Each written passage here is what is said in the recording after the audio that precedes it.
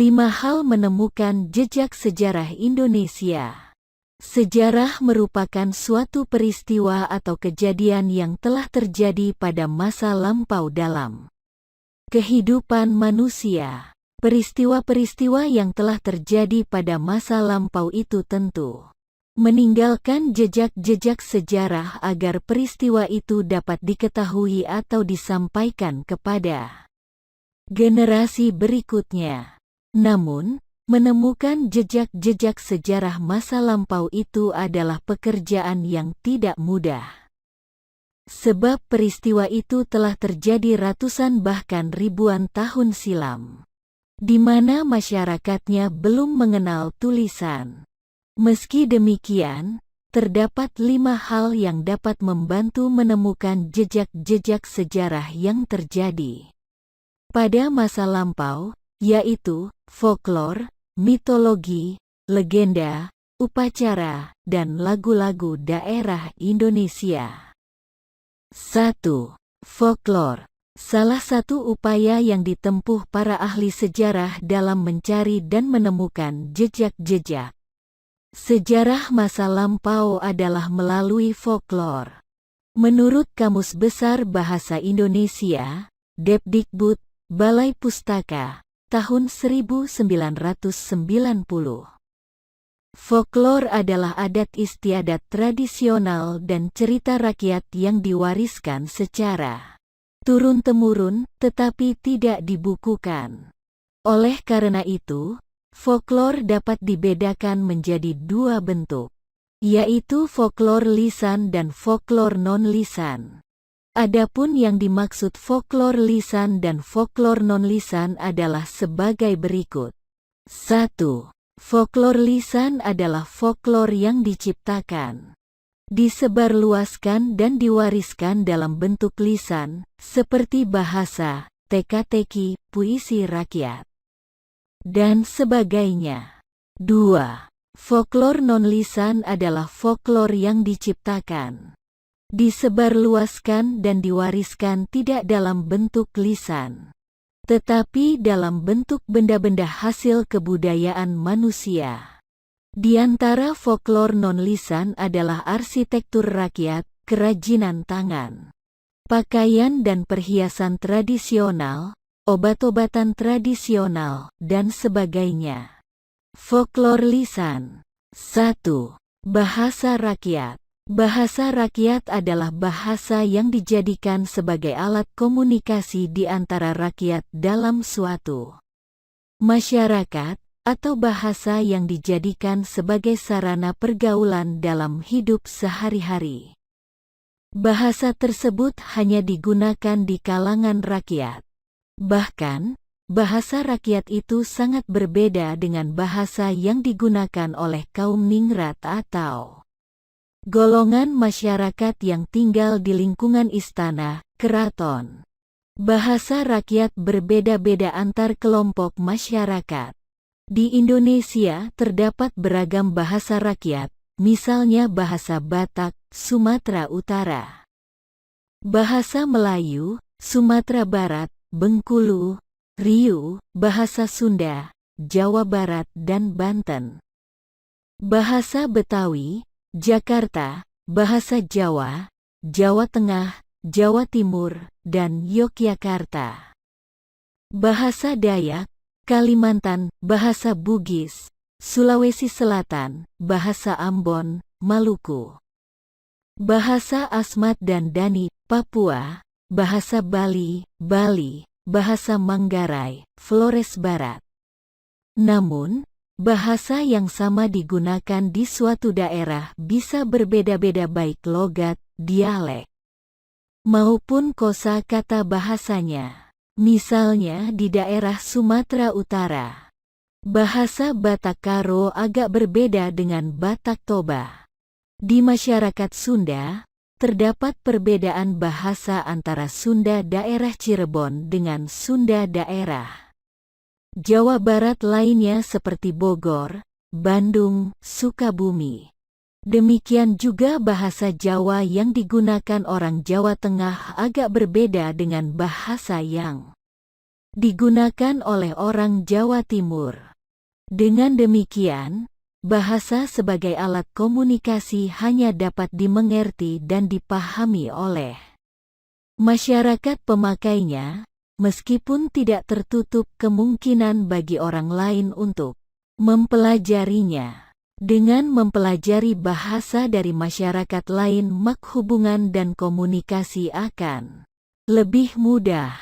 2. Teka-teki. Teka-teki telah digemari oleh masyarakat Indonesia sejak belum mengenal tulisan atau sebelum masuknya pengaruh Hindu-Buddha di Indonesia.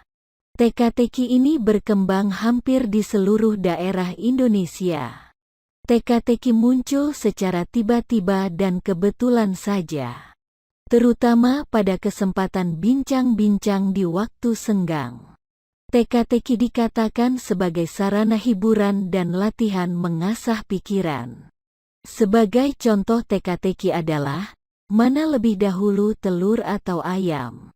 Atau, benda apakah yang jika dilihat tidak pernah mendekat dan juga tidak pernah menjauh? 3. Puisi. Puisi adalah ragam sastra yang bahasanya terikat oleh irama, matra, rima, dan penyusunan lirik dan bait. Dalam perkembangannya, ada bermacam-macam jenis puisi, seperti puisi bebas, puisi berpola, dan puisi lama. 4. Cerita rakyat. Cerita rakyat adalah suatu cerita yang disampaikan secara turun-temurun atau dari mulut ke mulut di dalam masyarakat. Umumnya cerita rakyat tidak lekang dimakan zaman serta tidak diketahui secara pasti siapa pengarangnya. Cerita rakyat umumnya berupa cerita khayal belaka. Namun di balik itu tersisip pesan yang disampaikan, yang biasanya merupakan nasihat. Itulah sebabnya cerita rakyat bisa dipakai untuk mewariskan kebiasaan atau adat istiadat dari suatu masyarakat ke generasi berikutnya. Di masing-masing wilayah Indonesia memiliki cerita rakyat yang masih mampu bertahan dalam ingatan masyarakat. Di Manggarai, Flores, ada cerita rakyat yang sangat terkenal dan kaya akan nasihat, misalnya, cerita Pondik, Timung Te. Di daerah lain ada cerita tentang kisah seekor burung bangan yang berjudul Paman Cangak. Atau juga kisah tentang seekor kancil yang cerdik, bawang putih dan bawang merah. Cerita Tuung Kuning, dan lain sebagainya. 5. Nyanyian rakyat. Nyanyian rakyat merupakan sebuah tradisi lisan dari suatu masyarakat yang diungkapkan melalui nyanyian atau tembang-tembang tradisional. Nyanyian rakyat menjadi cermin gaya hidup suatu masyarakat. Nyanyian ini ditembangkan sedemikian rupa sehingga mengandung pesan-pesan tertentu bagi anggota masyarakat atau siapa saja yang mendengarkan tembang tersebut. Setiap daerah di Indonesia memiliki nyanyian rakyat yang dapat dinyanyikan kapan saja. Misalnya ketika sedang berjalan, bekerja di kebun atau di sawah, atau duduk di serambi rumah. Folklor non-lisan. 1. Arsitektur rakyat. Arsitektur merupakan sebuah seni atau ilmu merancang bangunan. Orang yang merancang bangunan disebut arsitek. Arsitek sudah ada sejak zaman manusia mengenal tulisan atau sebelum pengaruh Hindu-Buddha ke Indonesia, meski jumlahnya belum begitu banyak. Mereka biasanya dimintai bantuan oleh anggota masyarakat yang lain untuk merancang suatu bangunan. Pada masa itu, arsitektur lebih difokuskan pada pembangunan tempat-tempat suci. Misalnya pembangunan menhir, dolmen, punden berundak pada zaman megalitikum. Pemahaman masyarakat mengenai pentingnya arsitektur sudah tinggi pada masa itu. Arsitektur terus berkembang dan mengalami modifikasi yang cukup pesat sesuai dengan perkembangan kehidupan manusia. 2. Kerajinan tangan rakyat. Kerajinan tangan pada masyarakat Indonesia sebelum mengenal tulisan atau sebelum masuknya pengaruh Hindu-Buddha pada mulanya dimaksudkan hanya sekedar untuk mengisi waktu senggang dan untuk kebutuhan rumah tangga. Mereka yang hidup pada masa hidup dari pertanian atau bercocok tanam dengan waktu senggang yang cukup panjang, dari menanam padi hingga panen. Jenis-jenis kerajinan tangan yang mereka buat disesuaikan dengan kebutuhan rumah tangga. Bahan dasar kerajinan tangan sebagian besar berasal dari bambu atau kayu. Contoh kerajinan tangan yang dibuat dari bambu adalah kukusan yang merupakan alat memasak nasi. Masyarakat Jawa Tengah khususnya, nampan untuk membersihkan beras. Topi untuk melindungi kepala dari terik matahari saat bekerja di kebun atau di sawah. Dan lain sebagainya.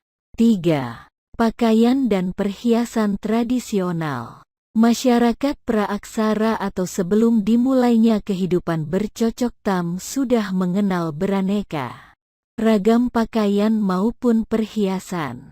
Masing-masing daerah di Indonesia memiliki pakaian atau perhiasan tradisional yang khas. Ada pakaian dan perhiasan khas Sumatera Utara, Batak. Pakaian dan perhiasan khas Sumatera Barat, Minangkabau atau Padang. Pakaian dan perhiasan khas Jawa Barat, Jawa Tengah, Jawa Timur, Flores dan lain-lain. Pakaian dan perhiasan tersebut bisa dibedakan menjadi pakaian dan perhiasan yang digunakan setiap hari, yang dipakai saat pesta, dipakai saat hari besar, maupun upacara keagamaan. Obat-obatan tradisional. Masyarakat Indonesia sebelum mengenal tulisan atau sebelum mendapat pengaruh Hindu-Buddha juga telah mengenal sistem pengobatan tradisional. Sistem pengobatan ini dikenal hampir di seluruh Indonesia. Meski demikian, tidak semua orang bisa mempraktekkannya. Di setiap masyarakat selalu ada satu atau beberapa orang yang ahli baik dalam mendeteksi penyakit maupun dalam menentukan ramuan yang cocok untuk mengobati penyakit tersebut. Bahan ramuan hampir seluruhnya berasal dari alam. Cara meramunya pun umumnya sangat sederhana. Penentuan bahan dan takarannya pun sangat teliti. Sebab jika salah memberi obat akan membawa akibat yang fatal bagi seorang penderita penyakit. Sistem pengobatan tradisional itu juga masih tetap bertahan dan digunakan hingga saat ini.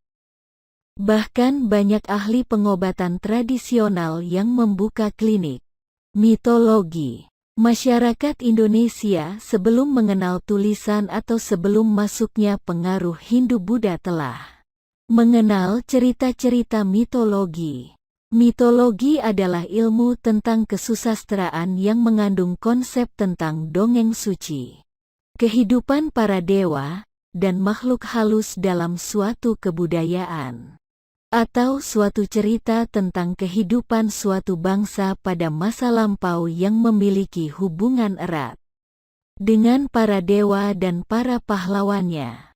Mitologi juga berarti cerita tentang asal mula alam semesta, manusia, dan bangsa yang diungkapkan dengan cara-cara gaib dan mengandung arti yang sangat dalam. Setiap suku bangsa yang berada di wilayah Indonesia memiliki mitologi. Cerita yang dimiliki biasanya terkait dengan sejarah kehidupan masyarakat di suatu daerah. Misalnya tentang awal mula masyarakat yang menempati di suatu daerah itu. Umumnya dimitoskan bahwa ada tokoh-tokoh yang kuat dan sakti yang dahulu memimpin masyarakat menempati daerah tersebut. Legenda. Legenda adalah sebuah cerita rakyat pada masa lampau yang masih memiliki hubungan dengan peristiwa-peristiwa sejarah atau dongeng-dongeng. Seperti cerita tentang terbentuknya suatu negeri, danau, gunung, dan sebagainya. Legenda sebagai suatu cerita telah menjadi cerita rakyat dan di setiap daerah di Indonesia memilikinya. Cerita ini diwariskan secara turun-temurun yang biasanya berisi petuah atau petunjuk mengenai apa yang benar dan apa yang salah. Dalam legenda dimunculkan berbagai sifat dan karakter manusia dalam menjalani kehidupannya, yaitu sifat yang baik dan yang buruk, sifat yang benar dan salah, untuk kemudian dijadikan pedoman bagi para generasi selanjutnya. Sebagai contoh, legenda yang terkenal antara lain legenda Banyuwangi, Gunung Tangkuban Perahu, Danau Toba, dan sebagainya. Upacara. Sejak belum mengenal tulisan atau belum mendapat pengaruh Hindu-Buddha, masyarakat telah mengenal berbagai upacara. Upacara adalah rangkaian tindakan atau perbuatan yang terikat pada aturan-aturan tertentu, berdasarkan adat istiadat, agama, atau kepercayaan. Jenis-jenis upacara yang dikenal dalam kehidupan masyarakat adalah upacara penguburan, upacara perkawinan, upacara pengukuhan kepala suku, upacara sebelum berperang, dan lain sebagainya. 1. Upacara penguburan. Upacara penguburan merupakan upacara yang pertama kali dikenal dalam kehidupan manusia sebelum mengenal tulisan atau sebelum masuknya pengaruh Hindu-Buddha. Upacara penguburan muncul ketika muncul kepercayaan bahwa roh orang yang meninggal akan pergi ke suatu tempat yang tidak jauh dari lingkungan di mana ia pernah tinggal. Sewaktu-waktu roh tersebut dapat dipanggil untuk menolong apabila masyarakat berada dalam keadaan bahaya, seperti diserang musuh atau wabah penyakit. Upacara penguburan berlangsung sangat sederhana, tetapi mempunyai arti bagi kehidupan masyarakat. Dalam perkembangan selanjutnya, penguburan dilakukan dengan lebih baik, di mana orang yang telah meninggal dimasukkan ke dalam peti batu, lengkap dengan bekalnya. Bekal itu biasanya berupa perhiasan. Upacara penguburan seperti ini terdapat hampir di setiap daerah di Indonesia. 2. Upacara perkawinan. Perkawinan terjadi jika dua orang yang berbeda jenis kelamin sepakat untuk hidup bersama. Dalam arti yang lebih luas, perkawinan tidak hanya melibatkan dua orang yang saling mencintai, tetapi juga melibatkan keluarga dari kedua mempelai. Perkawinan tersebut sekaligus juga mempertemukan dan mengawali hubungan dari dua keluarga tersebut. Masing-masing daerah di Indonesia mempunyai tata cara perkawinan yang khas.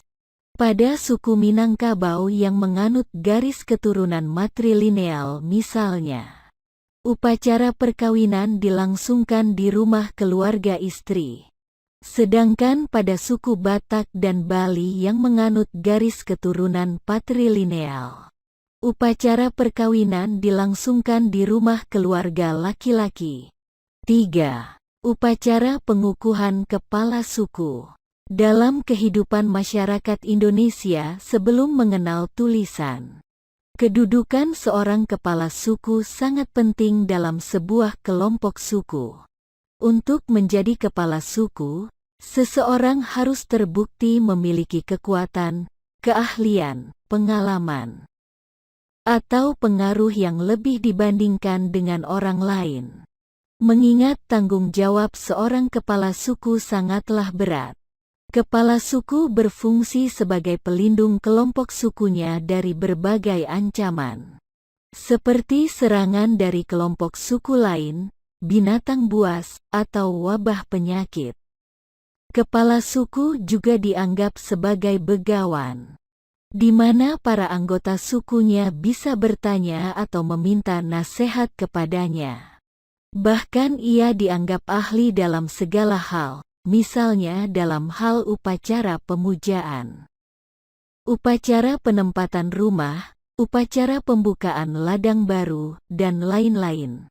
Selain itu, kepala suku juga bertugas untuk merencanakan apa yang akan dilakukan oleh kelompok sukunya dan menengahi pertikaian atau pertentangan yang terjadi di antara anggota sukunya.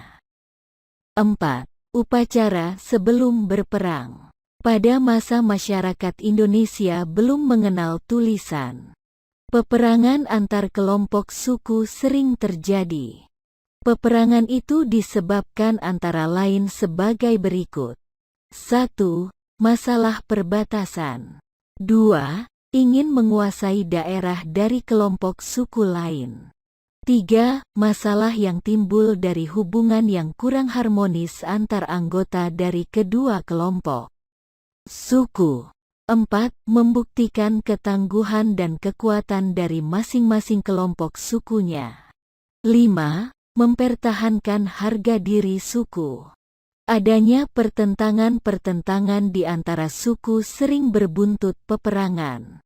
Namun, sebelum mereka berperang, masing-masing dari kedua suku melakukan upacara pemujaan untuk memohon kekuatan agar pasukan yang pergi berperang mendapat kekuatan. Mereka percaya bahwa roh nenek moyang akan memberikan dukungan kepada mereka. Lagu-lagu daerah. Lagu merupakan syair-syair yang ditembangkan dengan irama yang menarik.